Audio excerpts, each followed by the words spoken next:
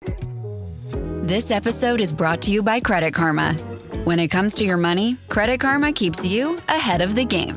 You can count on Credit Karma to keep up with your financial needs as they evolve, helping you monitor your progress and giving you personalized recommendations so you can make strides towards your goals. Make sure you're on the right track, no matter where you are on your financial journey.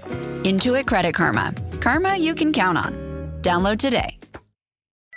But you know, happiness can be found even in the darkest of times. One only remembers to turn on the light. It takes a great deal of bravery to stand up to your enemies, but a great deal more to stand up to your friends. The ones that love us never really leave us. Working hard is important, but there's something that matters: believing in yourself. If they can do it, why not us? Hey everyone, welcome to Hogwarts, a podcast. Hey everyone, welcome to another episode of Hogwarts, a podcast.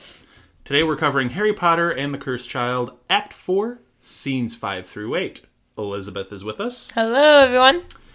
And it's an exciting day because not only are we taking on these scenes of Cursed Child, but we have recently gotten so many comments. Ooh, okay. So many comments. So what we wanted to do was take time and actually engage with all of you and have a Harry Potter discussion with you, the listener. That's always such a fun thing to do. I'm excited. Now, I will preface this by saying, I'm not lying. We have a lot of comments. So it might actually take the entire part one of this episode to get to all of them. Okay. So this might be a little bit different episode than you're used to, but fret not, we will eventually get to the actual scenes of Harry Potter and the Cursed Child. But first, we'll just rattle off a couple of quick comments, and then there's a few that actually require a little back and forth and a little discussion, which is cool. So the first couple of comments, the first one I want to get to is from Caesar, who left a comment on Goblet of Fire, Chapter 35, Veritaserum. The comment has actually nothing to do with Goblet of Fire or Veritaserum. But Caesar says, love this podcast. It was in my top 2 for 2025. Oh, that is so cool. Thank you, Caesar. Thank you very much for sharing that. I know we had posted some of the stats when the Spotify Wrapped came out.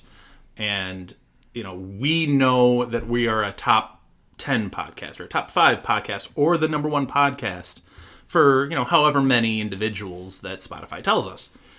It is really nice, though, to get that specific feedback from individuals. Well, yeah, because, I mean, in my mind, I don't know about you, but I still kind of get this imposter syndrome that's like, oh, nobody actually listens to us.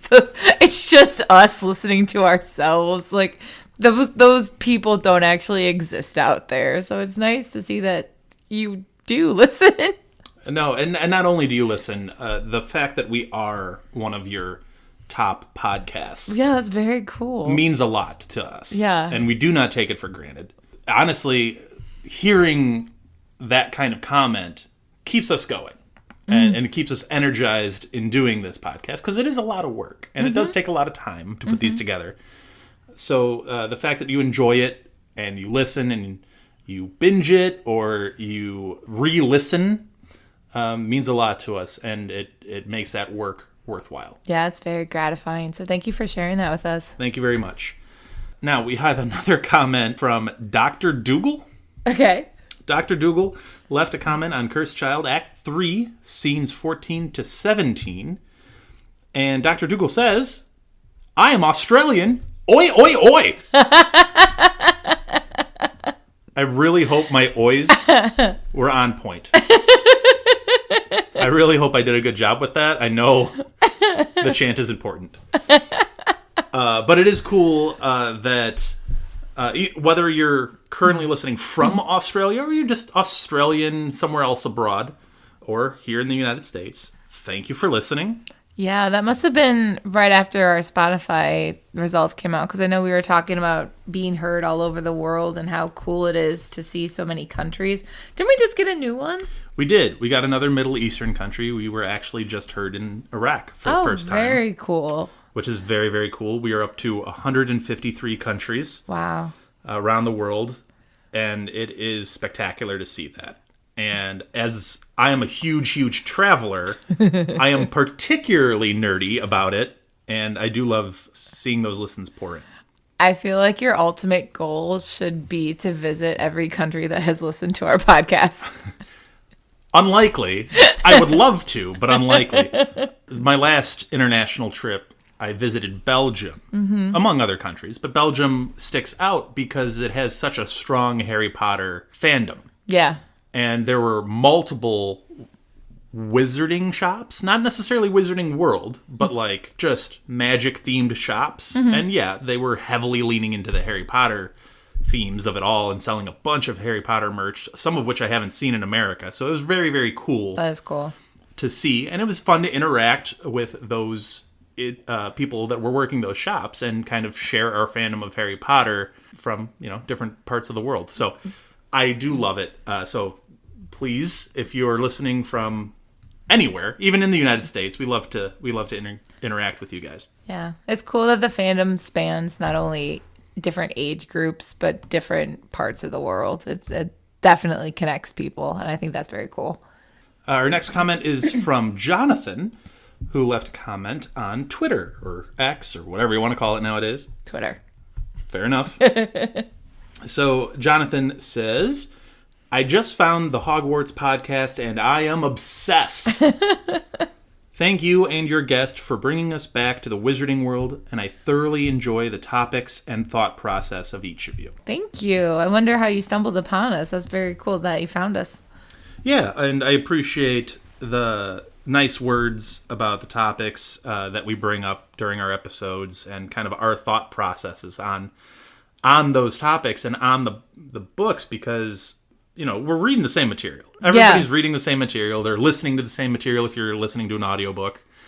And I think I can speak for everyone that's been on this podcast. It's a very interesting experience reading the same words and getting very different interpretations of that material. Yeah, it's what makes literature so fun. And obviously, we're doing this and we're getting all of these comments, and you, the listener, are also getting different interpretations from either me or my guest, or all three of us are having three different interpretations, which is fantastic, which we'll get into in some of our next comments that we have. But thank you, Jonathan, for letting us know and reaching out via Twitter.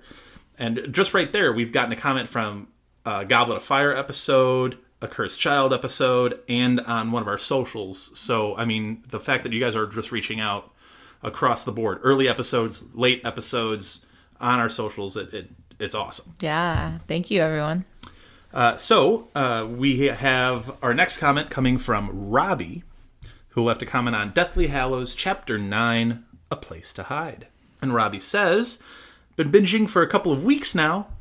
Love the show. Thank you. Thank you, Robbie. Thank you very much, Robbie.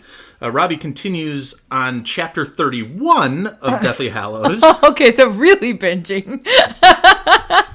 Robbie leaves that comment on the Battle of Hogwarts chapter by saying that he thinks Fred's death hits the hardest of any in the series. Of the characters who die, you spend the most time getting to know and love him. That's a good point. I feel like of all the deaths in Deathly Hallows, I mean, of course, there's so many to choose from, but I do feel that every death serves a purpose. Like, I know the death of Hedwig is supposed to be the loss of innocence, of childhood innocence for Harry. For Fred's death, I think it struck me so much the first time I read it because it happened so quickly, and it's so definite, which I know seems silly to say about death, but when you have Fred cracking a joke and then 5 seconds later being gone to the world, that's it. And it just hits so hard when you think that he was a comedic relief, and it's going to affect George, not just because he's a Weasley sibling, but obviously because he's his twin.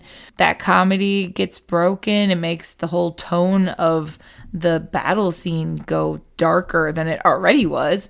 And then you throw on top of it the fact that Percy just reunited with Fred at that point. Like, It is definitely a sad one. I hate it every time I come across it because it just makes me cry, but I get why it happened. It's just, oh yeah, it's a good one. Fred's death is an interesting one on two fronts. One, I think it really strikes the chord that this is a war, and this is an active battle, because they're doing well at that point. Yeah, they're winning their side. Like you said, they just had the nice moment of Fred and Percy kind of reconnecting, which is a wholesome, nice, good moment that makes you feel positive and hopeful. Yeah. And then it's not even the engagement that they were in that gets Fred. It's a side explosion from something completely different happening outside of the castle. And that's the unfortunate thing about war is there's a lot of collateral damage that causes a lot of loss. Yeah, And even when you're safe, like you're not. I think that really hits home with Fred's death, that this is what we're in right now. And then to Robbie's point about spending time with him, well, it's also a death where we get to spend time with the death. Yeah, yeah. We don't see Lupin. We don't see Tonks. We don't see Moody. We don't even see Sirius when he falls through the veil, because he falls through the veil. Like, Dumbledore might be the closest thing that we get to, like, spending time and, like, sitting in the knowledge of a death occurring and then the ramifications of that. But, like he's saying, we get to spend a lot of time with Fred. We get to spend a lot of time with Dumbledore too, but I think we all consider Dumbledore like this godlike figure. Yeah. Whereas Fred is one of us. Yeah. Like, he just seems like one of the friends, like one of the group. And Dumbledore's a little set above that. He's on a pedestal. So Fred hits different. I know I'm a morbid person in general, but I do like how death is covered in the series as a whole. Like you said, like with Dumbledore, you see Harry being literally frozen and unable to process what is happening right in front of his eyes and feeling helpless as it comes across to him. With the deaths of Lupin and Tonks and Moody and all the other of, the people who died in the battle, it does feel like this avalanche of sacrifices for him. And I think that hits hard because since there's so many people, you can't really process your emotions. You're just numbed to them. And I think that's also why I like Harry's death itself, because that whole act of walking to his death and feeling the emotions and appreciating what it means to be alive, I think that process really does start for him with Fred's death in this battle, because we are safe, we're winning, everything seems to be good and wholesome again, at least for this very moment. And then when it's snatched away from you, it just makes him realize, I have to do this now. I can't put it off any further. I don't want more people to die for me. So I think the series does a really, really great job of showing just how complex the emotions that go along with death are. So we're going to move on to another comment that was left on Twitter. And this comment is from Artemis. Artemis says, bear with me, it's a long comment. Artemis says, perhaps you guys have heard this before, but I have recently discovered your podcast. And first of all, I love it. Aww. And I love hearing your guys' takes. Thank you. As I reread along with you guys, I have to say, Albus Dumbledore was a horrible headmaster. Hot take. Is it? Is it a hot take? Artemis continues, honestly, under Dumbledore, I don't know if Hogwarts was a safe environment for children. No therapy, you basically had to tough it out. Furthermore, I think it's worth asking, what does it take, short of murder, to get a teacher fired under Albus Dumbledore? Okay, that's a good point. Not including Defense Against the Dark Arts. For me, it's mostly how he lets his teachers have completely free reign over their classrooms. Like there was no regulation how they taught or how they treated their students. No one should be allowed to treat their students like Snape did. Even McGonagall was too harsh at times. Before Elizabeth goes, because obviously her being a teacher would be a good insight to have. It's kind of my job. As far as I'm aware, the only regulations that there are very generalized, vague recommendations that the Ministry of Magic probably puts on, like when and how you can learn something. I had recently just gone back and read Barty Crouch Jr.'s first lesson as Mad-Eye Moody. Right, because weren't you were on a other podcast recently, right? Yeah, I did a guest spot for the Retold podcast with Barry, if you're familiar with his podcast. It's great. Oh, check it out. That's cool. And we were doing Goblet of Fire, so I went back and revisited Barty Crouch Jr.'s first lesson as Moody. And he references, hey, the Ministry of Magic doesn't really want you to learn this at this point. It's usually a 6th year level lesson. Mm-hmm. So, I mean, he references then that, hey, the Ministry does kind of have some vague guidelines, at least about material that's taught. Mm-hmm. Now, I'm sure they also would love to have recommendations on the conduct of both teachers and students in the classroom, which we see a little bit later in Order of the Phoenix when Umbridge comes in and tries to just upend the entirety of Hogwarts as we know it. Possibly for better or for worse, and Elizabeth, you can maybe add more to that. Yeah, so I didn't mind Umbridge going and doing those evaluations of teachers, like, in theory, if she was less of a horrible person. That's a really good practice, just to make sure that everyone is still doing what they're supposed to, and that students are engaged, and the lessons are coherent, and whatever. While I also agree, the idea of Umbridge going in and evaluating teachers on the surface is probably a good thing that Hogwarts did need. Obviously, she went overboard with it. Yeah. Obviously, the whatever guidelines there are from the Ministry, she probably amped that up to about 1,000. Yeah. And tried to really strip down, because if you remember at the time, the Ministry was worried that Dumbledore was literally building an army. So, I mean, she really dialed down the magic that was allowed to be taught and really restricted it. Also, she tortured kids, like, literally. And she was not... I mean, she was a government professional. She wasn't a teacher. That does make a difference. So there is that with Umbridge. A little bit of good, whole lot of bad. But I think what Dumbledore does as headmaster, because he's getting pulled in all these different directions from the Ministry, from the Wizengamot, from other just leading minds of the day, plus he's obviously very occupied with Voldy and with Harry, and like there's a lot going on in his life. Yeah. So what I think he does, I think Dumbledore delegates a lot of the day-to-day of Hogwarts operations to McGonagall. Mm-hmm. And so, I mean, you mentioned McGonagall is a source of some questionable behavior as well, which we'll actually get into a little bit more in the next comment. But as much as some of the teachers maybe aren't doing the most professional work, I do want to recognize that there are professors at Hogwarts that pretty consistently give phenomenal efforts. Yeah. I think we can consistently say Flitwick is solid. Mm-hmm. I think Sprout, although some of the herbology lessons can be a little on the aggressive side, generally she's considered to be a pretty standard, solid, fundamental teacher. Mm-hmm. So, I mean, there are teachers there that do a pretty good job. Yeah. So, you know, we can't lump everybody in. But we will move on to the next comment, which does also focus a little bit on the Snape and McGonagall of it all. And that comment comes from Grant, who leaves a comment on Prisoner of Azkaban, Chapter 7, Boggart in the Wardrobe. Grant says, I feel so bad for Neville.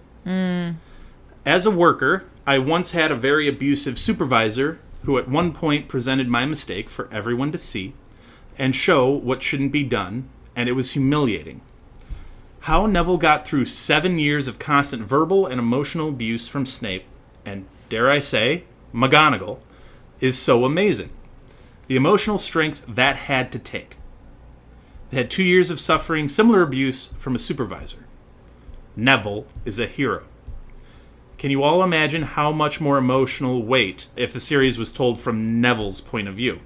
Not as a chosen one, but just as he is in the series. I think the series would be a lot harder to go through, and his growth would be much more impactful. First, Grant, I want to just say that I am sorry that you had to go through that abusive situation at work. Yeah. And I personally have had a similar situation during a year that was not very pleasant in my career, and I had an abusive superior, and I know what that feels like. It's not fun. Luckily, I had a lot of support in my life to help me through that year, which I'm very, very thankful for. I don't know how I would have gotten through that year without that support. I hope you also had some support in your life that helped you through that time, and I hope you're currently in a much better situation now. Also, as far as the negative impact of verbal abuse, if you go back, actually, to Prisoner of Azkaban, where we're talking about Aunt Marge, I spoke at length about just the verbal abuse that Aunt Marge delivers. Oh, she's relentless. And she's only in this series for a chapter. She's only on the written page for so long, and she deals some damage. Yeah. And for my money, per word that she gets, she might be one of the worst characters in this entire series. I get she doesn't have the magical power of a Voldy or of a Bellatrix or of an Umbridge, but as far as the idea of words cutting deep, Aunt Marge is a terrible human being. Oh, yeah. 100%. So if you want to go back to that chapter and that episode as well, I do speak a little bit more on the harmful effects of verbal abuse and emotional abuse and how that could really drag someone down. But that's Harry. You're focusing on Neville, and it's true. Neville puts up with a lot. And there's a lot that goes in to Neville in this series. Obviously, later in his work at Hogwarts, you get the switch over into the Snape regime, and that brings in some actual literal Death Eaters who bring a very potent form of torture into an everyday lesson. So it's not verbal and emotional anymore. That's physical as well that they've brought in. But as far as earlier in Neville's Hogwarts life, it's not even just teachers like Snape and McGonagall who do deliver some cutting remarks, and we get countless examples of Neville going into what can only be described as like anxiety-driven panic attacks or nervous breakdowns from Snape's repeated just pummeling over and over and over again. But it's not just them. He gets it from the Slytherins. He gets it from other students at Hogwarts. He gets it from his own house sometimes. Like, Neville catches it from all angles all the time. Even his grandmother. That's the other part, is Neville gets some, and I wouldn't call it abuse, but maybe like some criticisms. Encouragement that comes across as you're not being good enough. Some harsh criticisms. Yeah. And that's criticisms from his grandmother, and then you consider the stress that he has with his just at-home situation in general, with his parents not being there, so he can't go to his parents as emotional outlets because they're not capable of being an emotional outlet for him. Right. And then you get the stress of my two parents were phenomenal. They're fantastic. They're renowned for being experts, for being so talented, so smart. And I have to live up to that. I have to live up to it. I have to live up to it. And then he makes a couple of mistakes, and it's just an avalanche, a slippery slope where he just falls into this pit. And I think we've talked about what affects magic. And I think confidence affects magic. I think your attitude, your outlook, everything that's intangible can affect tangible magic. Yes. And Neville's a great example of that, because he doesn't find himself and he doesn't become better until the DA lessons with Harry, who enables him, who encourages him. Also, Neville has a very clear, potent motivation to be better. So he's driven, he's motivated to get better because he wants to avenge his parents and now Bellatrix is loose again, and he's getting that all drug up. And obviously his, as we talked about, there are good professors too. Sprout encourages him. Professor Sprout lifts him up and says, hey, no, you're good at this. And I think that helps Neville too. But to the general point, yeah, Neville's a great character. Neville's definitely an example of somebody finding their moment and rising to the occasion.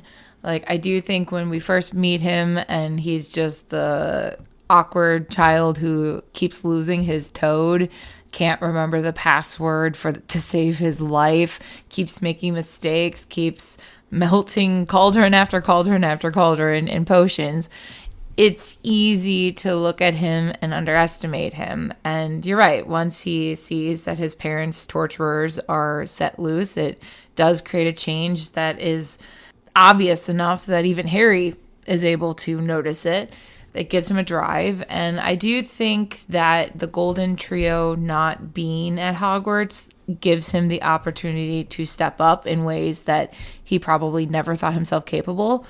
I think he saw how important hope is, and being the 7th year Gryffindor who managed to infiltrate the Ministry and fight Death Eaters and be the friend of Harry Potter and Ron and Hermione and just, be helpful. I think that is finally his moment of realizing, yes, I can. Yes, everyone has always pressured me to be better or told me that I wasn't good enough. But this is the moment where I can prove to myself that I can do it. And I think him seeing his success in that area is what allows him to, kill a Horcrux and be the hero, the unsung hero of Book 7. I mean, I remember when the series came out, everyone was kind of hating on Neville or not really paying attention to Neville. But he has definitely grown as a character in popularity. And I don't think it's just because the actor did a glow up, although that certainly was newsworthy at the time. Everyone was obsessed with it. But I do think Neville is an interesting character, and seeing the series from his perspective would be truly fascinating. I wouldn't mind that. Neville's one of those characters that you read about him your first time through, and you're like, wow, that's an interesting character, and wow, what a trajectory that character goes on. And then you reread it, and you're like, oh man, what a trajectory. Yeah. And then you read it again, and you're like, how did this kid... Yeah. do what he did? It's amazing. He has so much against him. I mean, I remember the first time reading that Christmas on the Closed Ward chapter with going to the hospital and seeing his parents and just crying so much just because he's so prepared to be made fun of when everyone sees what his parents have become, and yet he still holds his head high and is almost defiant, I dare you to make fun of me, and all you can do is just empathize with him, and it's so impactful.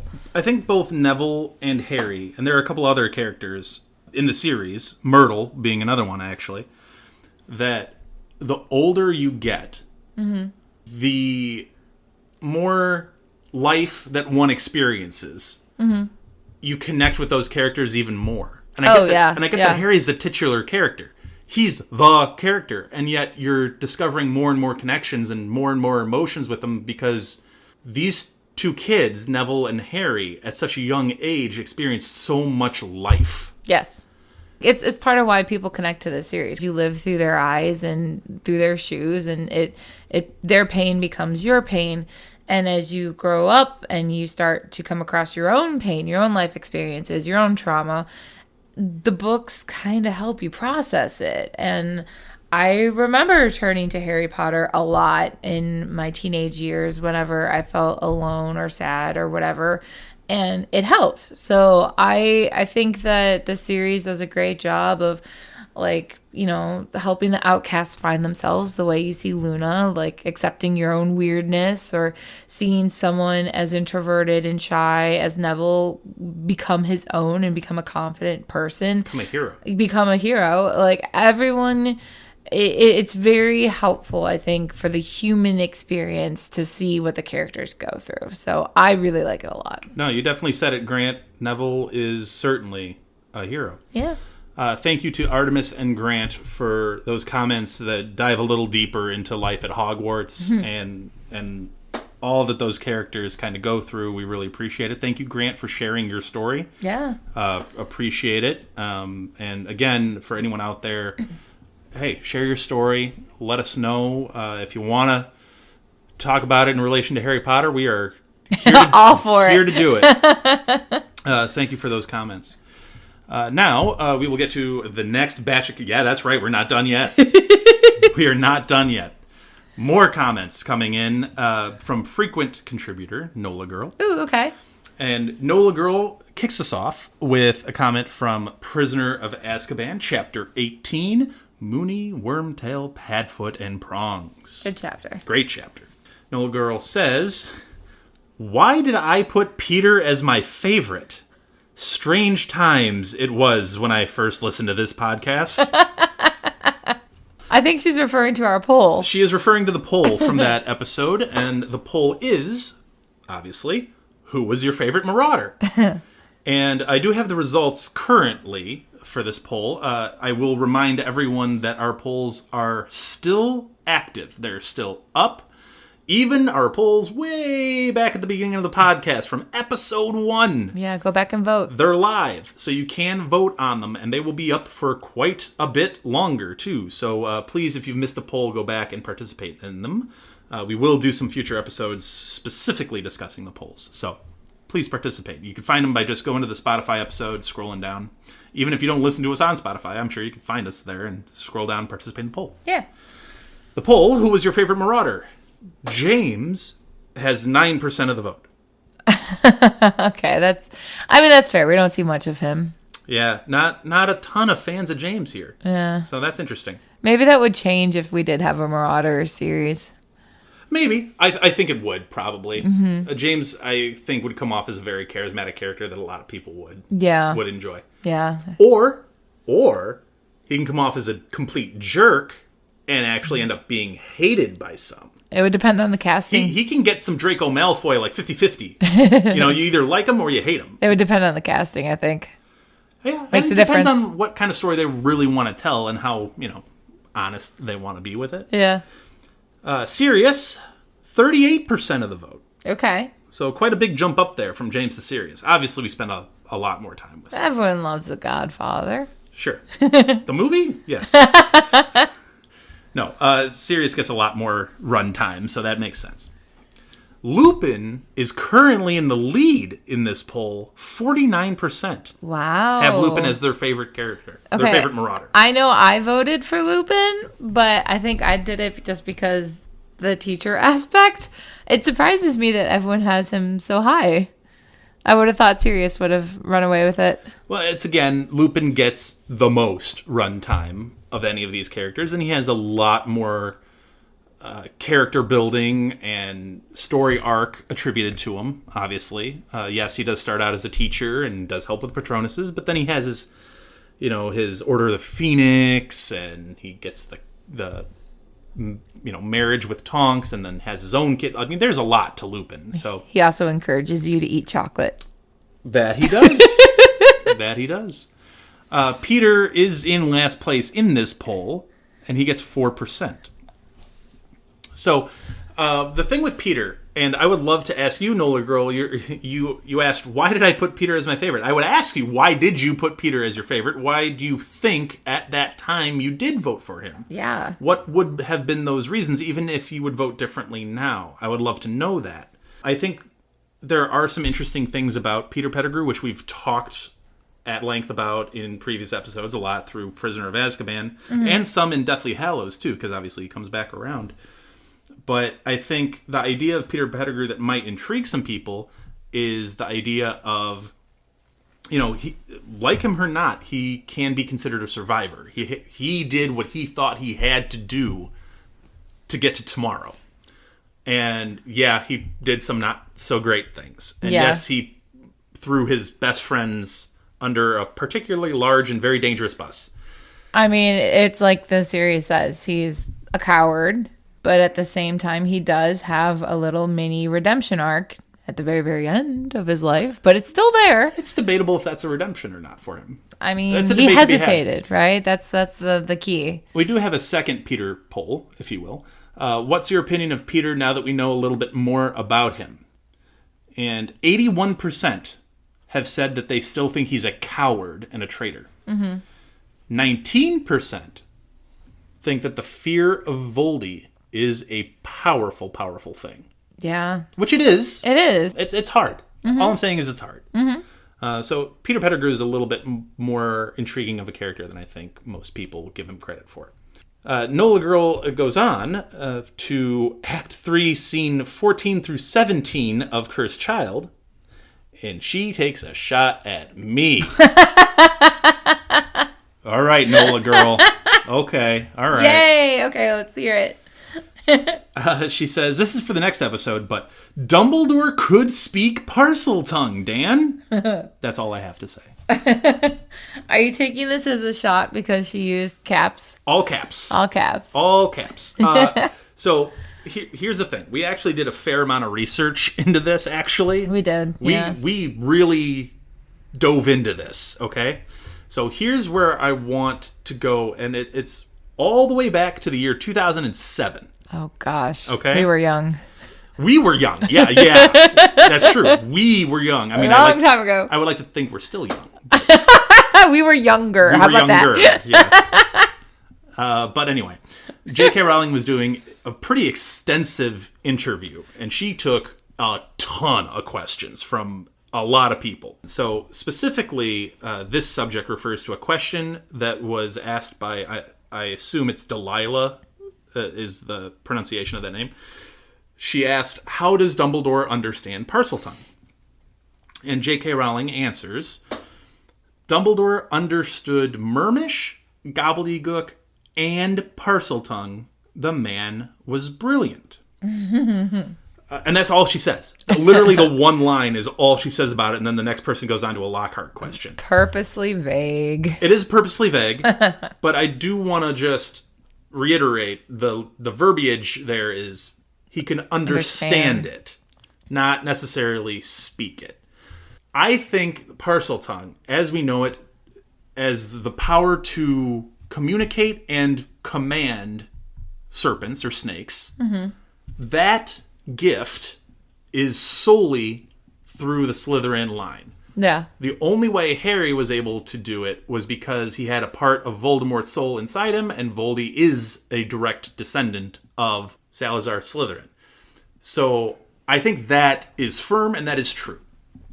Now, we also looked into an example of Dumbledore possibly understanding Parseltongue in The Half-Blood Prince. Yeah, there was the whole memory scene for Bob Ogden, where obviously we overhear the Gaunts using Parseltongue amongst themselves very fluently. Harry is able to catch on to it really quickly, and he hears a lot of comments like, oh, you know, that ministry guy's here, or you see the snake on the door and you hear Morphin singing a song to it. There's no evidence that Dumbledore necessarily caught on to those little tiny things.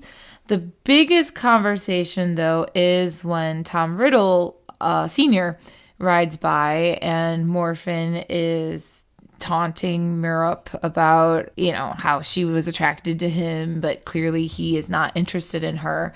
And the dynamic of that scene does have a lot of important information that Dumbledore does discuss with Harry, but he doesn't reference specific details from the conversation. I mean, he could use just his general knowledge and the context clues of body language and tone of the Gaunts as they talk to one another to interpret the fact that Riddle Sr. is Voldemort's father and Merope is his mother, which he discusses with Harry.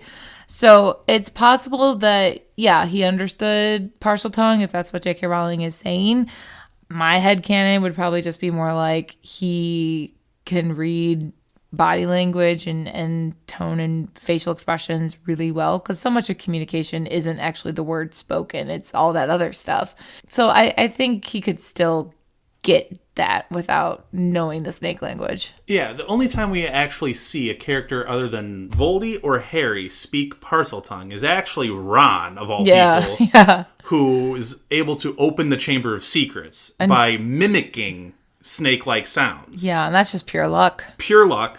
I don't think any of us believe that Ron can speak Parseltongue. Right. That I don't think anybody believes that. Right. So I don't even think Ron believes that. I know he doesn't. So again, I think the actual ability to speak Parseltongue and command snakes is solely a Slytherin line characteristic purely. Yeah. I think, as J.K. Rowling said, so I will defer to the creator of the world, he's a brilliant enough man to be able to understand. So hopefully that clears things up, Nola Girl. But please feel free, if you have an issue with anything I or a guest says, feel free to comment. We love a good back and forth debate. You just like all caps. Or if we did, I mean, it is entirely plausible that we miss something or something gets lost. Yeah, because it's been a while since we've read, I mean, book one. Gosh, that's been years. It's been several years since we've read book one at this point. So, yes, we can very easily forget or miss something. So feel free to call us out if you think we're a little off base. Yeah. But Nola Girl continues with another comment from Act 3, Scene 18 through 21. Nola Girl says, okay, this is controversial, but I think the reason that the Delphi option is the biggest twist is because all of the other twists you don't really have to reread the page. Is that why you didn't include Dumbledore's death? Because it would be an immediate winner. I love the podcast, and I wish I could give a review, but parental controls. Aww. It is a bummer that the parental controls are inhibiting you from giving us a review. Yeah, I didn't realize they did that. That is a bummer, but thank you for the desire to give us a review. We appreciate that. Please, if you're listening, if you're wherever you're listening to us, try to give us a 5-star review. That helps us grow the podcast. Yeah. As to the comment, so here's why I didn't include Dumbledore's death, because one, I only get so many options on these things, number one. But number two, I don't really consider it a twist. I think there's a difference between a surprise and a twist. It obviously surprised all of us. Yeah, it was very shocking. Yeah. I honestly think the more shock with Dumbledore's death wasn't so much that he died, it's that, oh no, we've lost Dumbledore. We've lost the great protector. We've lost the great architect of this war. What do we do now? I think is the big shock. And not just a shock to Harry, like a shock to the whole Order of the Phoenix, the whole world. Like everyone is like, oh no. What I would consider a twist would be something that subverts our expectations. Yeah. So, for example, one of the options is, are you surprised that Quirrell ended up being the villain in book 1? That entire book, they are pushing you towards Snape. Snape. And then, when it's revealed to be Quirrell, we actually get the info that Snape has been actively trying to prevent Quirrell. Quirrell, he was suspicious of Quirrell the entire time, so he's trying to help stop Quirrell from doing what he wanted. Not that Snape himself was the villain. It was a twist. I mean, even the setup of the chapter made it be the twist, because, you know, the end of the one chapter is like, he opened the door, and then the start of the next chapter was, it was Quirrell. And you're like, what? That's not who we're expecting. Right. But I do like, with a lot of the options that you put in that poll, that while they are twists, when you reread the series a second or third or fourth time, you notice details that very subtly foreshadow that is going to be the twist. I mean, like with the Quirrell thing, we saw in that Quidditch game how Quirrell was intently staring at Harry. And the first time you read it, you don't necessarily think about it, but the second time or the third time, you're like, oh, he's actively cursing his broom. Or like with Scabbers, right? Like it was revealed very early in the series, I think book 1 even, that he's missing a finger. And you don't think about it because you're just like, oh, that's a detail, whatever. But later on when it's, oh yeah, Peter Pettigrew, didn't you hear? The only thing I ever found of him was a finger. Gee, connect the dots, but you don't because it's so subtle and there's so much information. So it's not until later when you see those details that you're like, oh, okay. And it is. It's a shocking It's just twist. a subversion of expectation because, I mean, it's Scabbers. You don't expect Ron's rat to be the long-lost friend of Harry Potter's dad. Right. Like, that blows your mind. The one who led to the betrayal, too. So, Scabbers would be my answer if I was participating in the poll, which I don't. I do.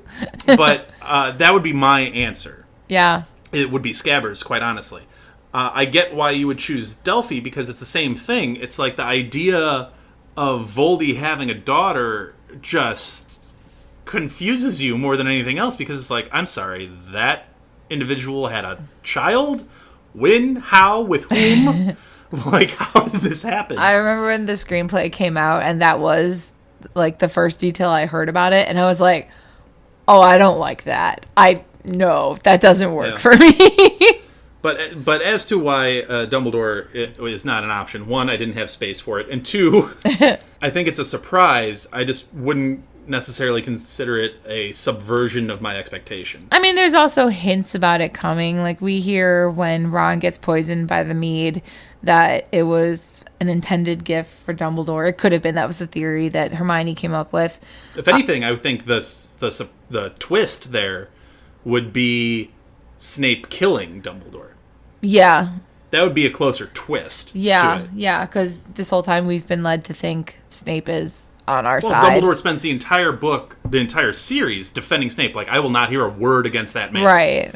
And now he's killed Dumbledore? Right. That would be the twist. Right. I remember being like, my world is shattered when I read that. Yeah. So that would be the twist if I was going to go that event. But, yeah, I'm only allowed so many options.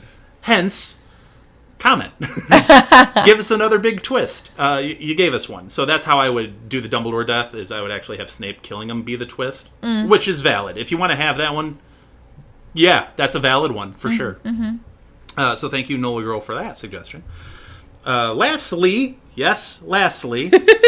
Nola Girl leaves a comment on Act 4, Scenes 1 through 4, and Nola Girl says, so I put better than Fudge, but worse than Rufus. But at the same time, I feel like they're better than both of them, just not much better. And she's referencing, again, the poll from that episode. So the poll from that episode was, Harry and Hermione are now running the Ministry of Magic. How do we think they're doing? Mm-hmm. Perfect. Like, they are unblemished. They're doing everything perfectly, appropriately, no notes.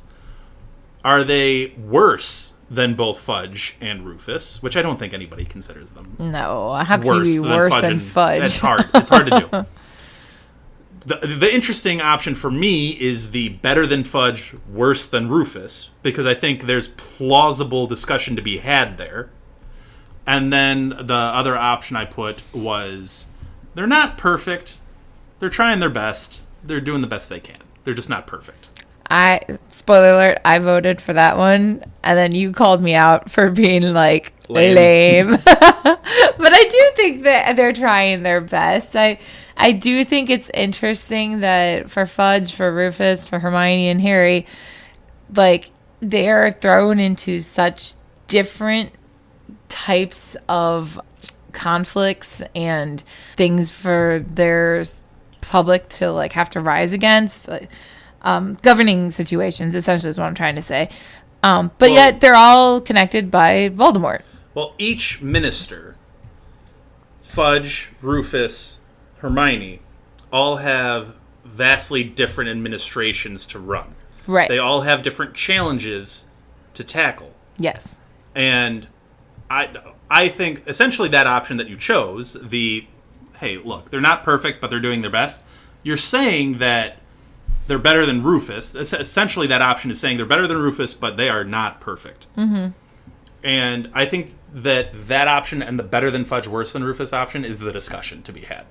Yeah, I think the question is for each one of those challenges that each minister faced, how would the other ministers do in those moments? Like, I mean, during the peace times that Fudge generally had up to book 5, would Rufus had really done very well there? I don't know, because I could see Rufus as being too aggressive maybe, and that not coming across very well to the public. Obviously, Fudge could not rise to the occasion of a Voldemort being present and everyone aware of it kind of a situation. I don't know how Hermione would have done in that moment either. Like, would she have been capable of making those tough calls that Rufus had to do? I don't know. So it's kind of, everyone always faces their own challenges, and sometimes the politician is made for that moment. Oftentimes they fail. Honestly, I would rank them this way, okay? Mm-hmm. If we're going peacetime, no conflict. No Voldemort? No Voldemort. If it's just peacetime, I would rank the ministers. Best would be Hermione. Okay. Second would be Rufus. Mm-hmm. Third, Fudge. Mm-hmm. If I'm going wartime, like this is all hands on deck, stuff is going down, the world is falling apart around you, the most dire of circumstances. Best, I think, and I'm going to probably catch flack for this, best would be Rufus.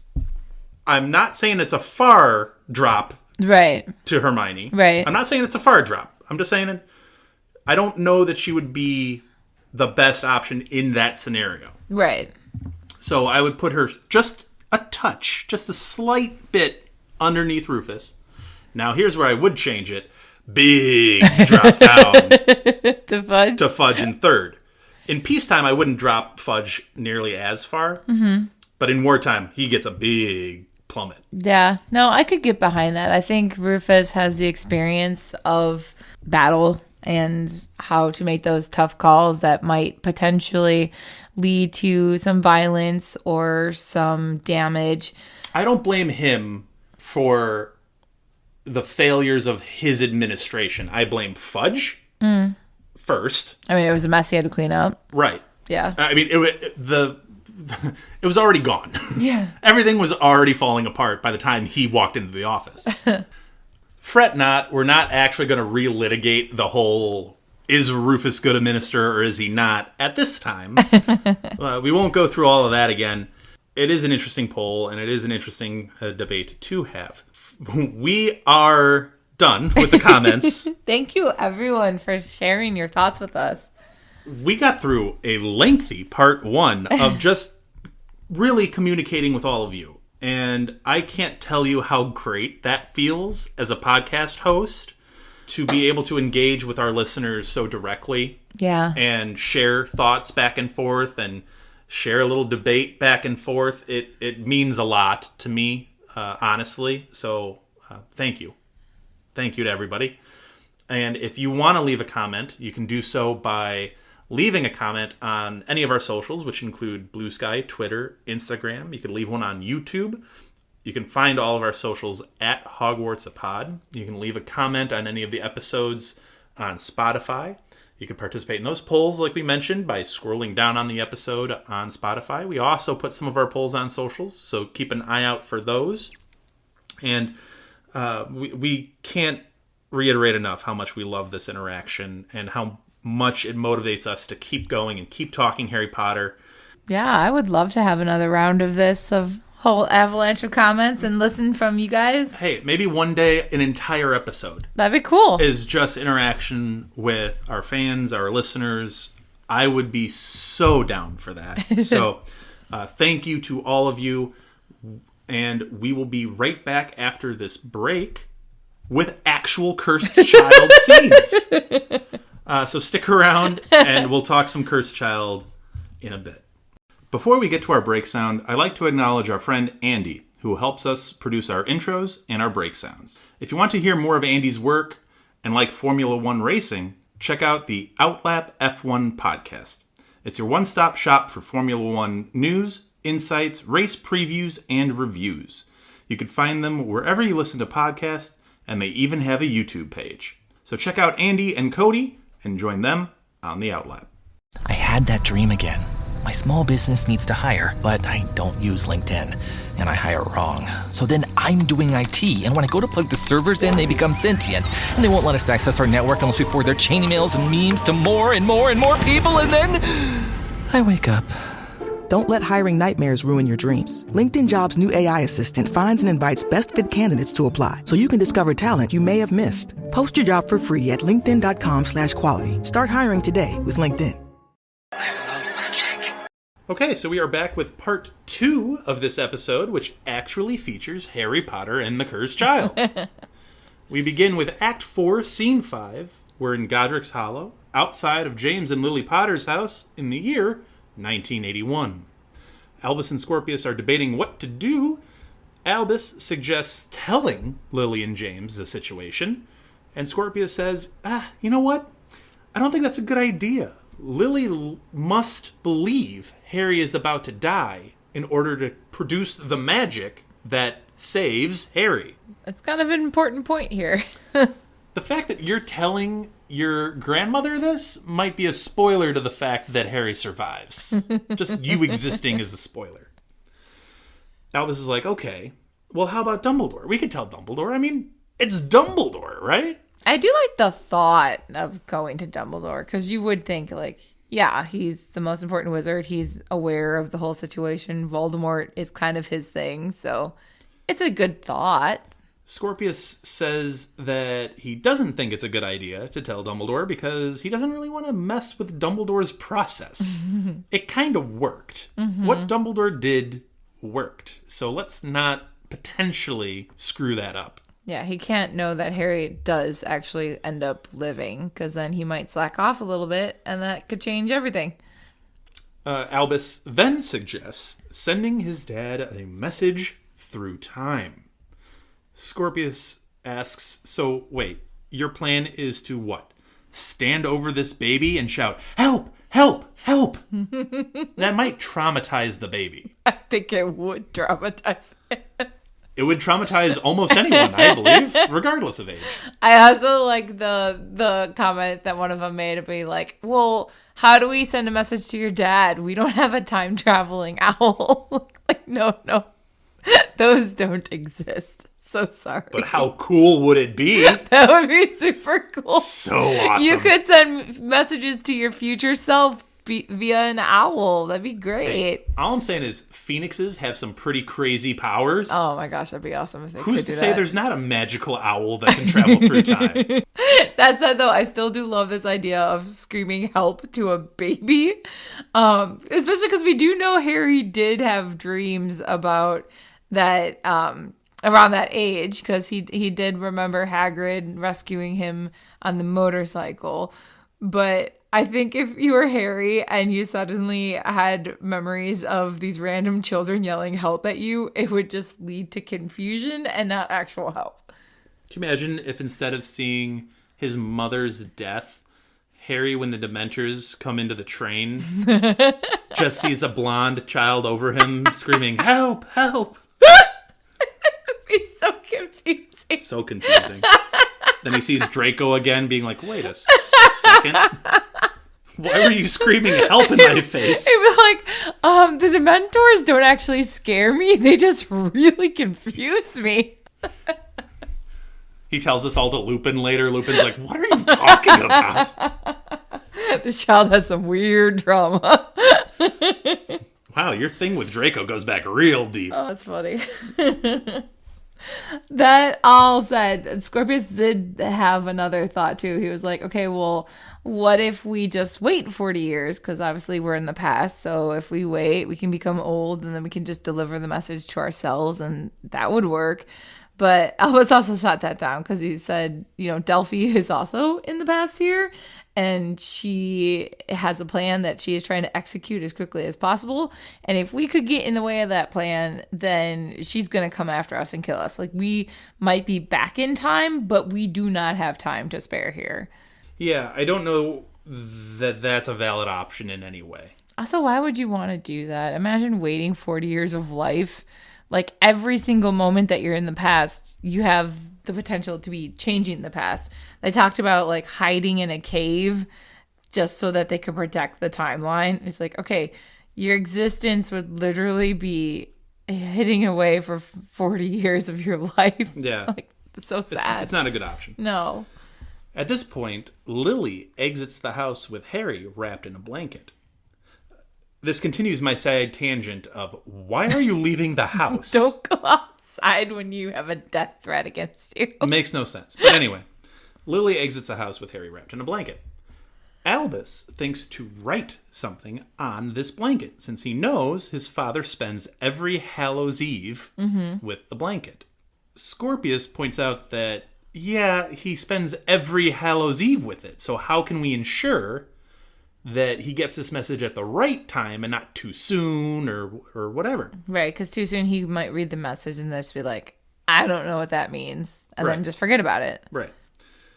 So then Albus asks about love potions. And Scorpius says, well, I mean, a main ingredient in love potions is pearl dust. You know, it's a fairly rare item considering it's so expensive. So, I mean, that's a significant ingredient to it. Scorpius is definitely the Hermione of this friendship. Yes. So much extra knowledge. Albus then asks, well, do you know what exactly reacts with pearl dust? And Scorpius answers, well, tincture of demiguise. When combined, they burn. And Albus then says, well, why don't we write this message with the tincture of demiguise? Because the blanket had a love potion spill all over it. So when the love potion then reacts with the demiguise, it will burn a message. Right, because prior to that, it would be invisible to the eye. And Albus said this makes the most sense because Harry wouldn't have seen that message yet because Ginny hasn't let Harry touch his room since he left. So that blanket has been sitting there soaked in this potion. Nobody has seen the message yet. It would work perfectly. Yep. Scorpius thinks about this plan and then exclaims, by Dumbledore! I love it. So they then set about their plan by breaking into Bathilda Bagshot's house in order to steal some wands and begin potioning. Which I just love that. Like, she doesn't lock her door. We'll be fine. You know, messing with the timeline, we could be really, really careful, but You know what this really teaches us? What? Bathilda Bagshot really needs to up her security. I think that's what we've learned here. There's a reason why Nagini was able to come after her. Yeah. I mean, I get that she was older at that point, but my goodness, Bathilda, get your stuff together. Yeah, lock your doors, people. Unbelievable. Yes, lock your doors. We move on to Act 4, Scene 6, Harry and Ginny Potter's house, and we're in Albus's room. Harry is sitting in Albus's room as Ginny enters. And Harry says to her, you know, I've had some pretty bad Hallows Eve, but this is undoubtedly at least the second worst. I feel bad for Harry in this moment because, I mean, Ginny enters and she was basically like surprised to find him even there. And he assures her, I haven't disturbed your shrine. And then he immediately apologizes for his use of words. Like, the use of shrine kind of implies like Albus is dead or something. And he's obviously on edge. He's so emotional. He doesn't want to pick another fight with Ginny or cause another fight with Ginny. And it's just like, nothing I do seems to be working out right. It's all my fault. And on Hallows Eve of all days, it makes sense why he calls it his second worst. Well, that's the thing. Harry has gone through some rough times recently. Mm-hmm. Obviously, the stress with everything going on with Albus weighs heavily. He's probably stressed about his marriage and Ginny coming after him, as we've discussed. And also, it is Hallows Eve. And yes, it strikes a chord with him for very obvious reasons. Yeah. So Harry is in a tough mental state at this very moment. Side note, he's also got a job to do, which is the second most important job in the wizarding world. There's that stress on top of it. Like, he's got a lot on his plate. And I think it's extra hard to know that Albus was missing. We found Albus, rescued him, whatever. And then he immediately goes missing again. You're like, come on, just let me have one win. So I do like this, though. Ginny immediately apologizes to Harry for blaming him for everything. Good. As she should. Mm-hmm. I don't think that was called for. Mm-hmm.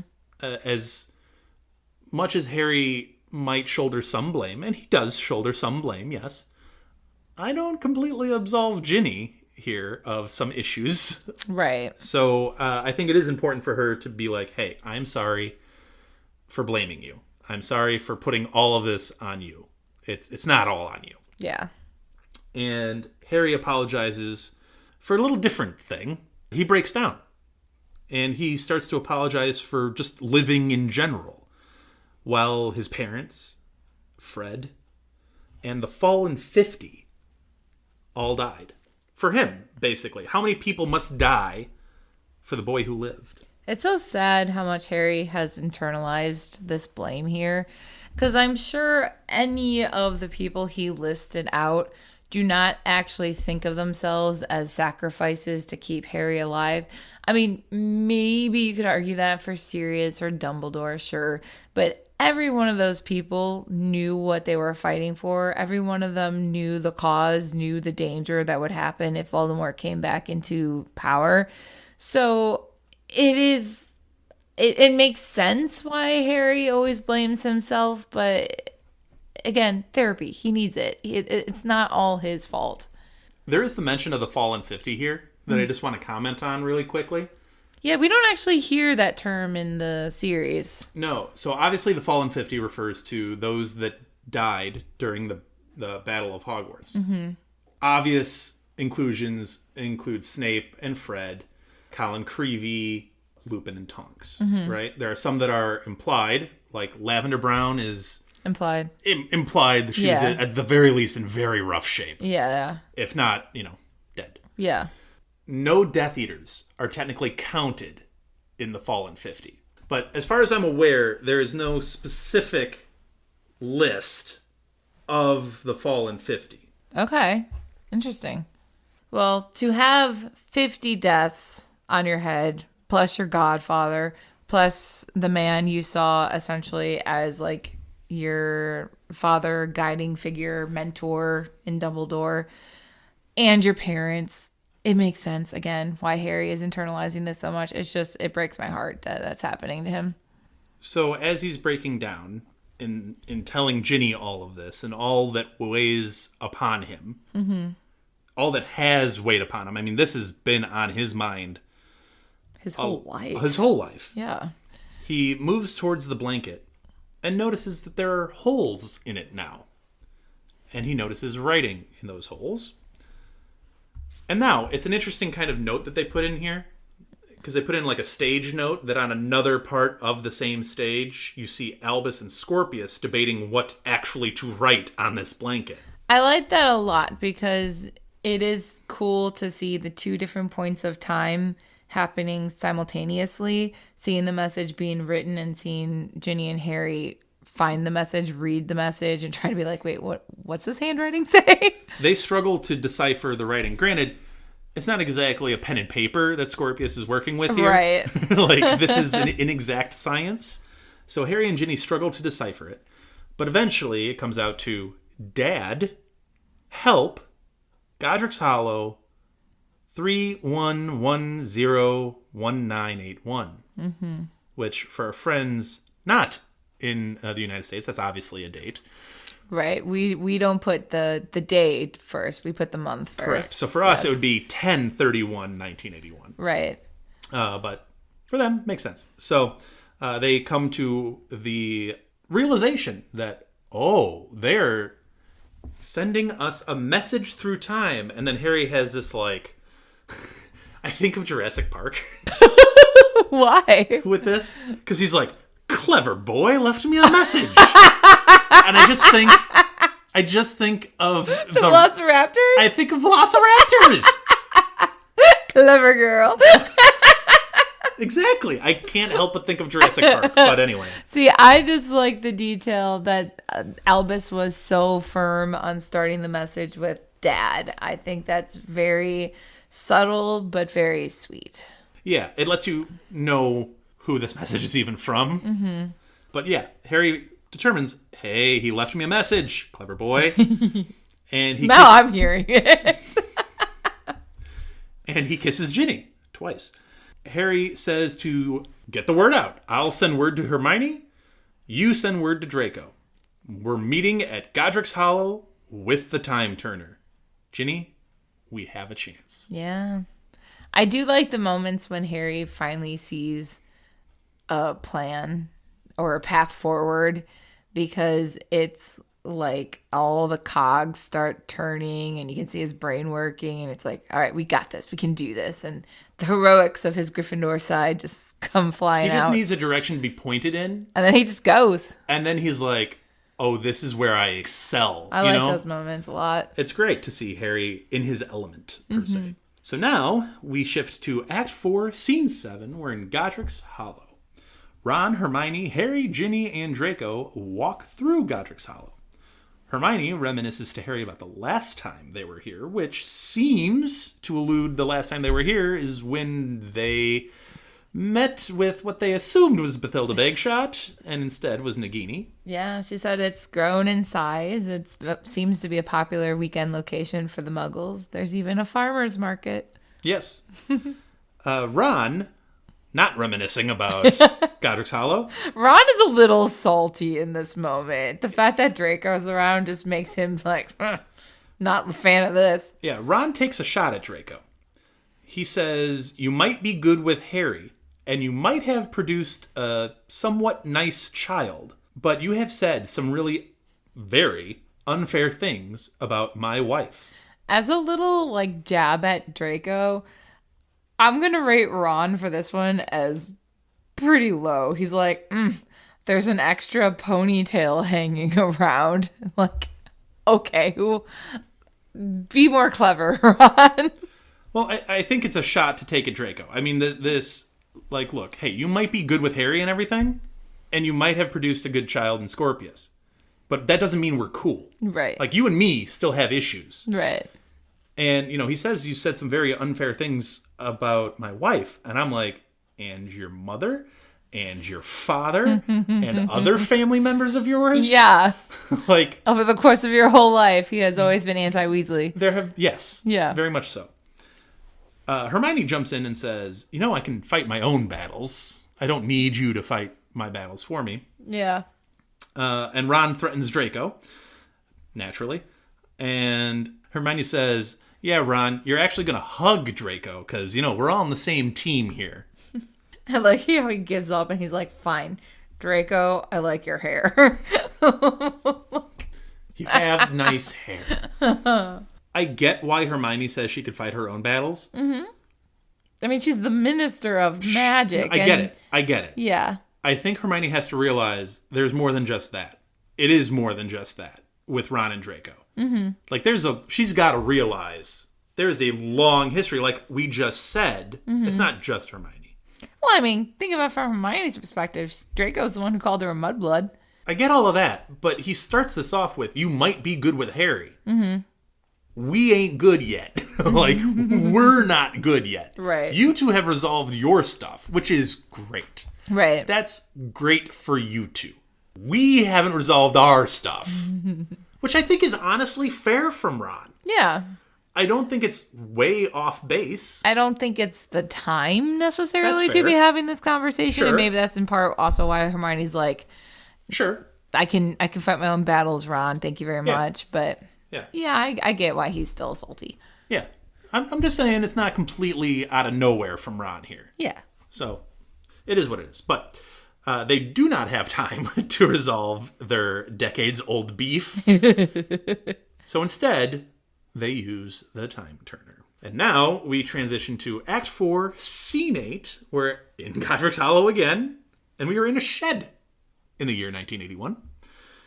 Albus spots the group of adults and immediately runs into Ginny's arms. And I do think it's interesting how he chooses to run into Ginny's arms. I had the same thought, because Harry says how they're pleased to see him. And from Albus's perspective, this must have happened very quickly after they wrote the message on the blanket. So I would imagine he would feel some sort of satisfaction that it succeeded and be like, Harry, you got my message. Dad, thank you, Dad. So yeah, running to Ginny, interesting choice, but okay. It definitely shows a closer, more intimate relationship with his mother than with his father. Yeah, which... He definitely has a comfort level with Ginny. There is still the whole, are we okay? You don't totally understand me. Which we then see mirrored with Scorpius and Draco. Yeah, Draco says to Scorpius, we can hug too if you like. And there ends up being an awkward half hug, from which Draco smiles. I kind of imagine it as like this little side thing, like, pat on the back. Okay. Draco probably doesn't know how to show that, especially in front of other people. Yes. And then Scorpius is probably like, this is different. Right. Do I trust this? Like, this how is often weird. do we think Lucius ever hugged Draco? Yeah. None? Yeah. Is none an answer? Yeah, so this is probably a little new. Not once. New for both of them. But I like it. So Albus fills them all in on the situation, and Hermione's like, yeah, that's pretty much what we thought was going on. Scorpius asks how they even got here. Like, you don't have a time turner. How'd you even get here? And Harry cuts him off and says, hey, look, that's a long, complicated story that we do not have time for. And Draco, thankful for Harry's diversion, smiles at Harry.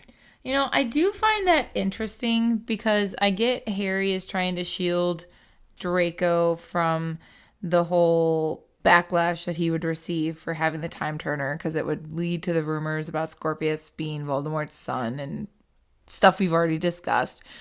But everyone present here, obviously Harry and Ron and Hermione and Ginny all are aware now of the time turner's existence. Albus and Scorpius might not be aware per se, but put 1 and 2 together, you know that they had to use the time turner to get back in time. Scorpius is obviously not going to be going around spreading rumors about himself. Albus certainly isn't going to. So I get you're trying to protect Draco's son and Draco in this moment by misdirecting them and just skating over the fact. But it kind of seems empty to me. Like there's no real purpose to do that now. If they were back in the present and it was like, well, how did you accomplish that? It'd be like, well, don't worry about it. Like we just accomplished it. That I could see as protecting Draco. But in this moment, it doesn't seem like it's necessary to me. I disagree. Shocker. No, I think it serves two purposes. I think, one, it is not important right now. We have business to attend to. Similarly to what Hermione told Ron, like, hey, we don't have the time. Your beef is not important right now. Yeah. We have other things to attend to. Like that, I understand. That makes sense. So, I mean, that is literally the practical part of it. Is it is a long, complicated story. We don't have time for that right now. I mean, that's just the fact of it. But two, from what I understand, that was a conversation between Harry and Draco. I don't know how much Hermione knows. I don't know how much Ron knows. I don't know how much Ginny knows.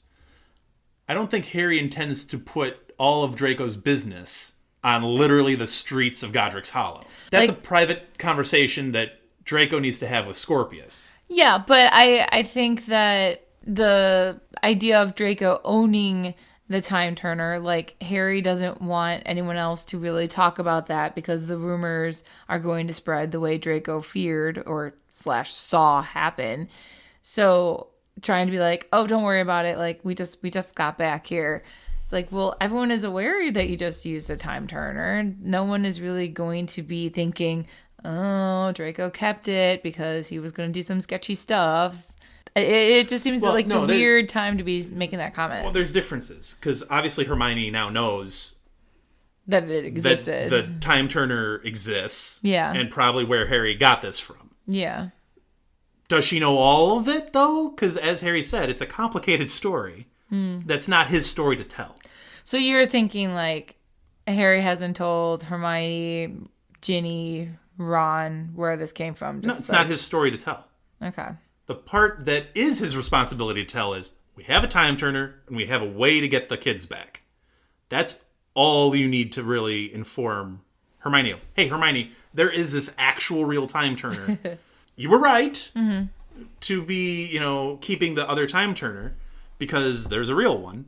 But all of the reasonings for it is Draco's business. I definitely see the practical reasons for that. I guess I was just more thinking of the emotional reasons because it was like Draco and Harry just bonded in that scene, 2 scenes or 3 scenes ago.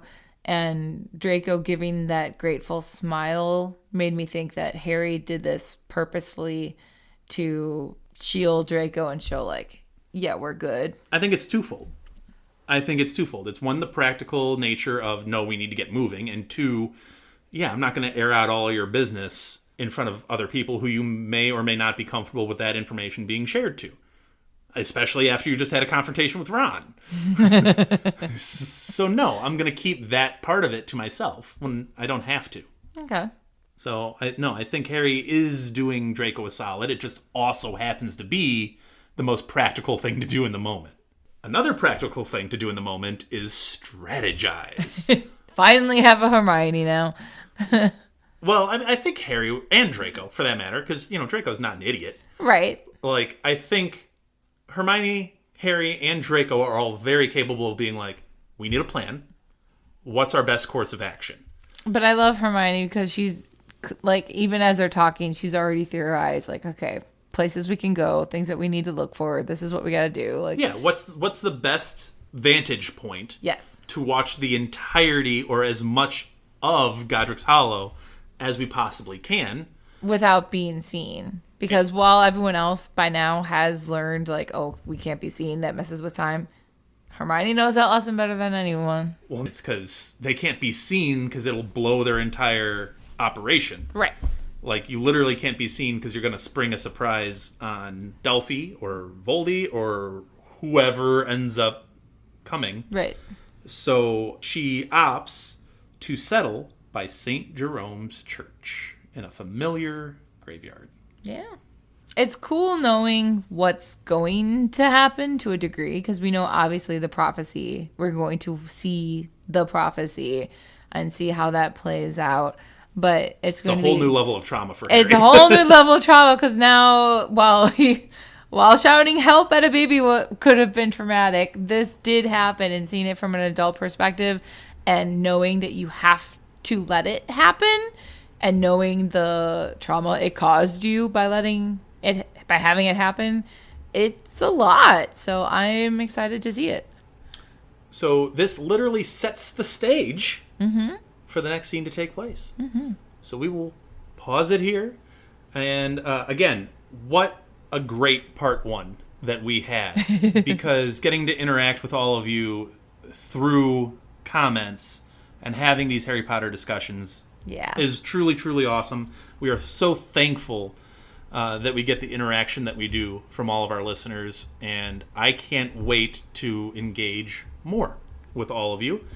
And you can do so by leaving comments on Twitter and Instagram and Blue Sky and YouTube. All of our socials can be found at HogwartsAPod. You can also leave a comment on Spotify where you find the episodes. And we love hearing from the old episodes back to Sorcerer's Stone and Chamber of Secrets. And we get a ton from Prisoner of Azkaban and Goblet of Fire, all the way up to our most recent episodes on Cursed Child. So we love getting them all. There's also the polls that you can find on Spotify. You could scroll down on the episode and find that poll, and you can click your option. They're up for a very, very long time. So if you haven't participated in an earlier poll, go back and do so. And then sometimes we even put those polls on our socials. So feel free to participate there as well. We will be back shortly with another episode. Hey. Thanks for listening. Thank you for listening to Hogwarts, a podcast. If you like what you've heard, please click the subscribe button on your preferred podcasting app and follow us on Twitter and Instagram at HogwartsAPod.